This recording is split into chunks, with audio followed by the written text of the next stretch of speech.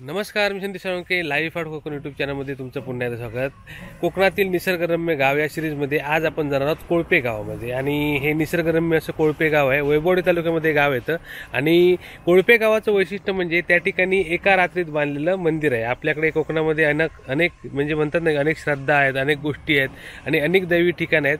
आणि अशाच एका श्रद्धेतून म्हणजे अशा एका त्या ठिकाणी एक अशी अट होती की एक बांधलं मंदिर तर एका रात्रीतच, आणि तिथल्या ग्रामस्थांनी देवीची अट मान्य करून खरोखरच एका रात्रीत भव्य दिव्य असं मंदिर तयार केलं.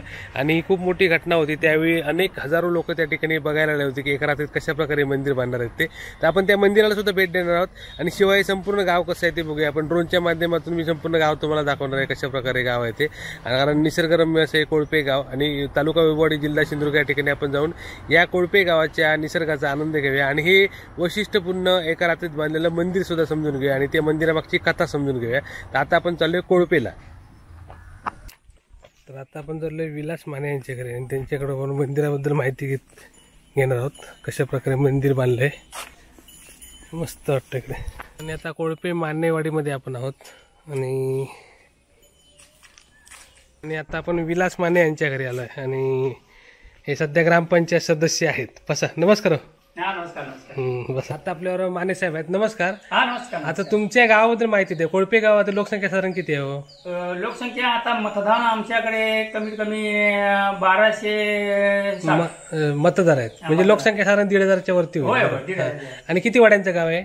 आता तसे 4 वाड्या आहेत. 3 वाड्या मोठ्या आहेत आणि 1 वाडी छोटी आहे. ओके. कुठच्या वाडीचं नाव काय? आमची Kolpe Manewadi, 2 number Bhusarwadi, 3 number Jamatwadi, 4 number Narkar colony. आणि आता कुठच्या समाजाची लोक राहतात, म्हणजे धर्माची इकडे लोक? आमच्याकडे बघता नारकर कॉलनी हे एक म्हणजे चर्मकार म्हणून आहे. ओके. आणि एक बौद्धवाडी आहे. आणि 2 वाड्या आहेत ते मुस्लिम लोक आहेत. आणि आमची एक छोटीशी 40 हिंदू लोक, म्हणजे हिंदू, मुस्लिम आणि बौद्ध असे 3 आम्ही सर्व एकत्र एका मताने एका म्हणजे आपल्या गुन्ह्या गोविंदाने. आणि तुमचं म्हणजे एकोप आहे? हो, एकोप आहे. आणि गावातली तुमची प्रमुख मंदिर कुठची आता? प्रमुख मंदिर म्हणजे पहिलं गांगेश्वर देवालय कोळपे. नंतर आम्ही एका रात्रीत 10 तास 51 मिनिटांमध्ये बांधलेलं कोळपे मानेवाडीतील काळेश्वरी माता मंदिर. ओके. ते एका रात्री तुम्ही बांधलं? ते आम्ही एका रात्री. आणि केव्हा बांधलं होतं ते? हे आता 11 वर्ष चालू आहे. अरे वा. तर आपण ते पण मंदिर बघूया. आता आपण दोन्ही मंदिर बघूया आणि गावातले काही ठिकाणं बघूया. हो. त्यांचं घर आहे आता सध्या, ते कामं चालू आहेत त्यांची. तर आता आपण जरा त्यांच्यावर मंदिरात जाऊया. मस्त परिसर. ह्या वाडीत तुमच्या घरा किती? मानेवाडीत मानेवाडीचा आमच्या टोटल 40-45 घर आहे. आणि तुमची गुराबिरा पण आहेत ना? हा, गुराबिरा. यांचं वाड आहे इकडे. आता इथं आपण मंदिरात चाललोय. हे आता कुठच्या मंदिरात चाललो आपण? आता आपण काळेश्वरी माता मंदिर. काळेश्वरी माता मंदिर.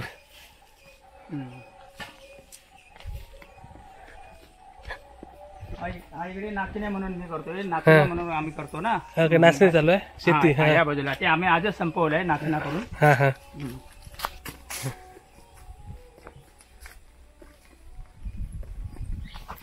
आपण यांच्या घराकडून चाललोय मंदिराकडे शॉर्टकटने. जवळ आहे.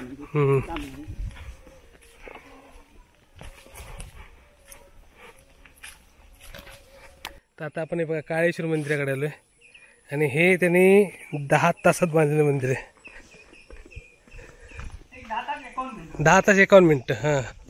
म्हणजे 12 तास पण म्हणजे पूर्ण वापरले नाही त्याने. आणि ते आपण कशा प्रकारे बांधलं ते पण समजून घेऊ यांच्याकडं. आता सुंदर मंदिर आहे बघा, काळेश्वरी माता मंदिर. त्या देवीची जशी अट होती तशी अट पूर्ण करून हे मंदिर बांधलेलं आहे.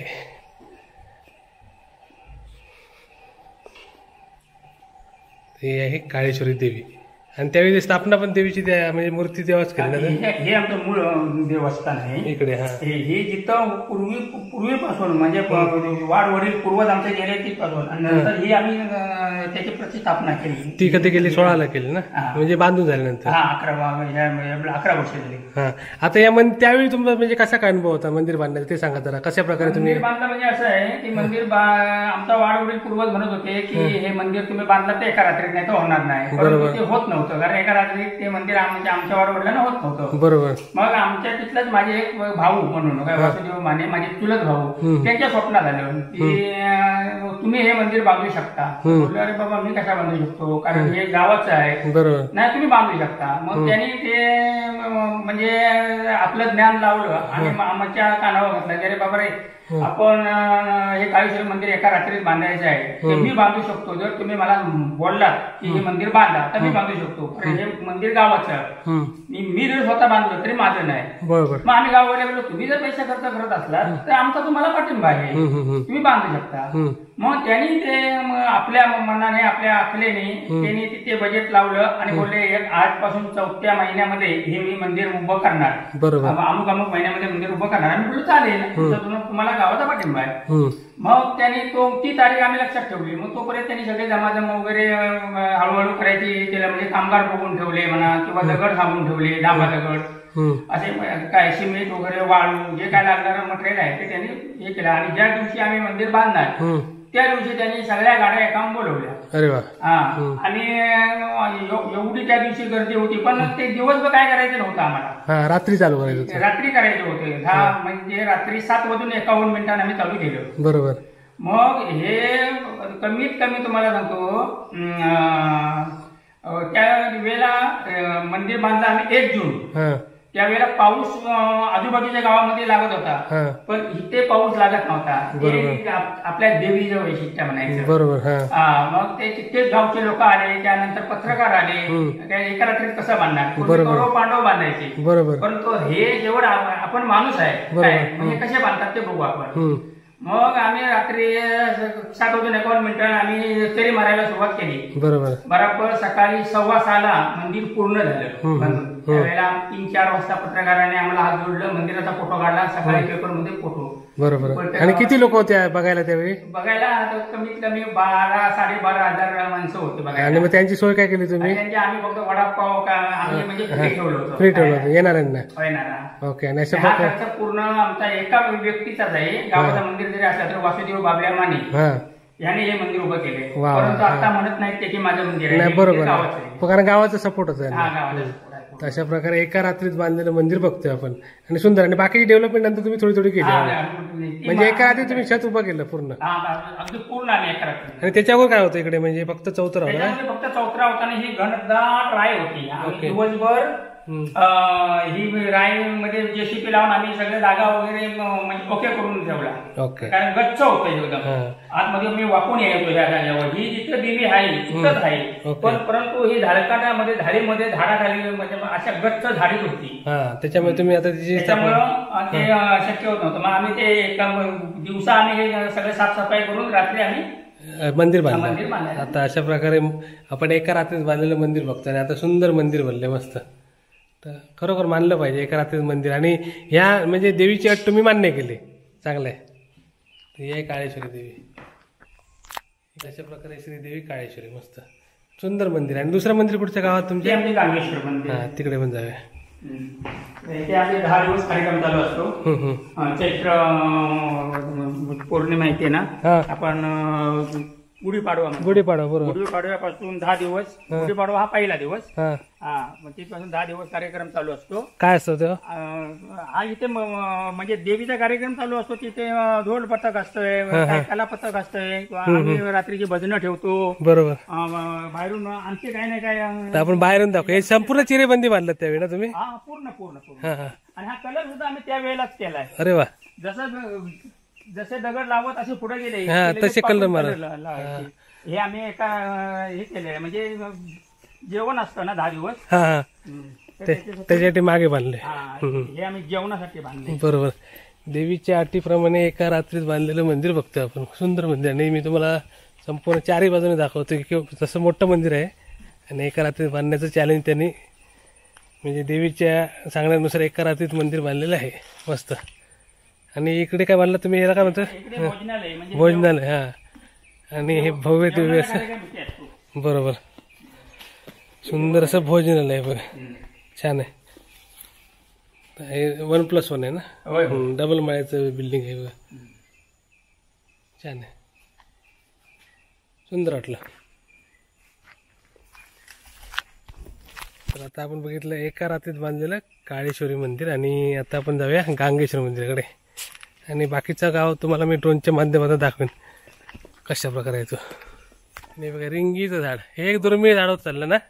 रिंगिया जुनं साबण आणि आता रिंगिया झाड दुर्मिळ आहे काय मिळत नाही. नाही कुठे मिळाले इथं भरपूर.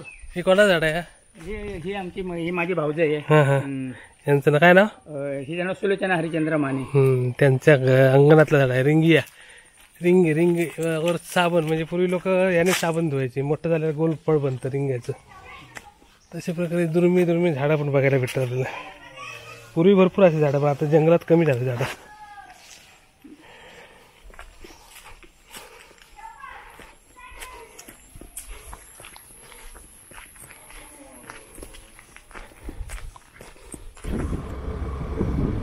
आता आपण गांगेश्वर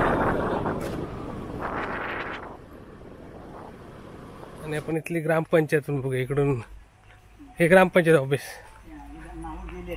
हां हां हे बघा इकडे बोर्ड आहे कोळपे ग्रामपंचायत आणि ग्रामपंचायतीची इमारत. सुसज्ज असं ऑफिस आहे बघा छान. आणि ते आरोग्य उपकेंद्र ना. आरोग्य उपकेंद्र. हे इकडचं आरोग्य उपकेंद्र. सध्या तर दिवाळी निमित्त सुट्टी असणार ना. होय. हे सगळं मंदिर परिसर शाळा सगळं जवळच आहे तुमचं. सगळं जवळ. आणि हा रोड कुठे गेला मग पुढे? हा रोड इथे आमच्या आतमध्ये बौद्धवाडी आणि जमातवाडी. ओके तशा प्रकारे संपूर्ण गाव आहे आणि आपण उरलेल्या गावात ड्रोनच्या माध्यमातून बघणार आहोत कारण खूप मोठं गाव आहे. तर संध्याकाळ पण होत आले. हां मस्त. आणि आपण ग्रामपंचायत सुद्धा बघूया सध्या चालू आहे तर बघूया.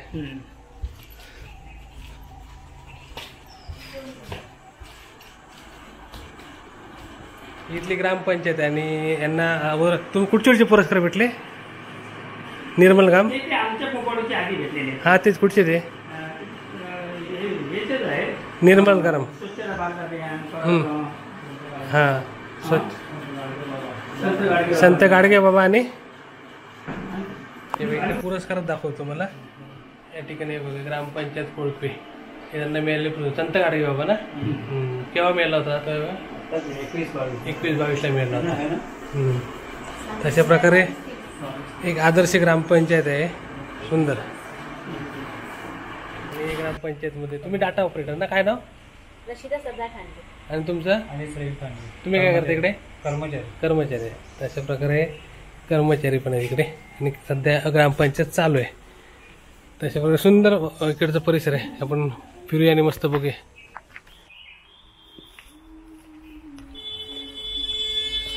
आणि इकडे शाळा अंगणवाडी आणि शाळा. कितीपर्यंत शाळा आहे? 7वी पर्यंत. ही अंगणवाडी आणि इकडे आपण यांच्या शाळेत सुद्धा आलं. 1ली ते 7वी पर्यंत शाळा आहे.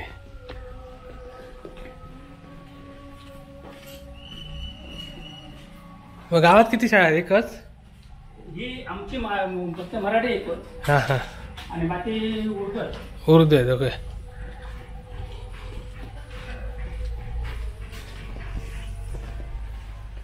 पूर्ण शाळा बघतोय आपण इकडे आणि शाळेतून आपण आता मंदिराकडे चाललोय.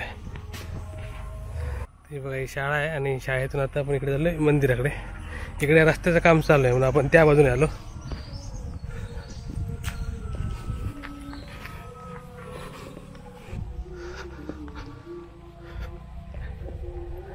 तर हे आपलं पिपर ही आता येईल ना ती.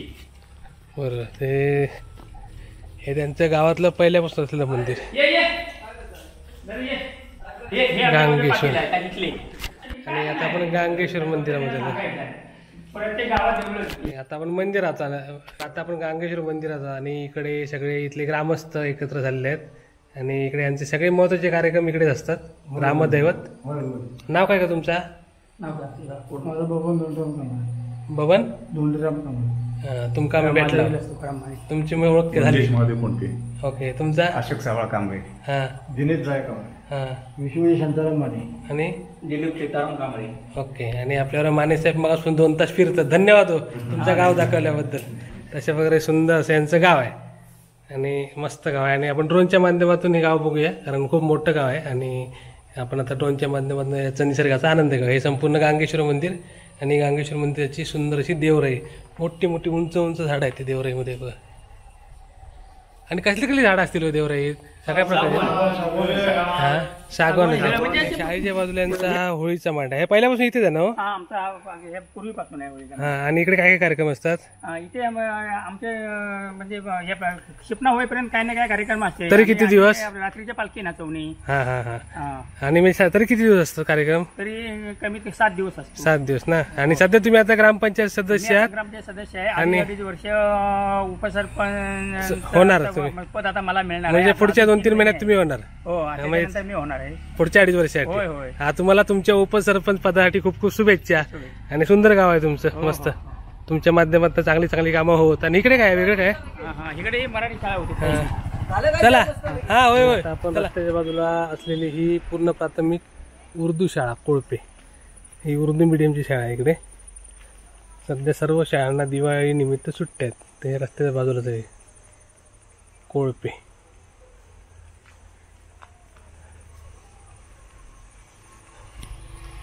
आणि आता आपण तितवली गाव या बाजूला आहे आणि इथे बघा सुंदर असा सूर्यास्त बघतोय आपण.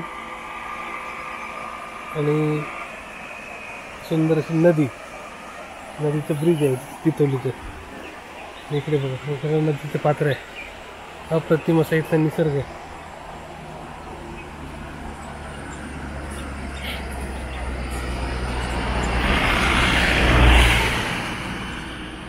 सुंदर निसर्ग. मोठी नदी आहे. नदीचं पात्र बघ एवढं मोठं आहे ते. छान.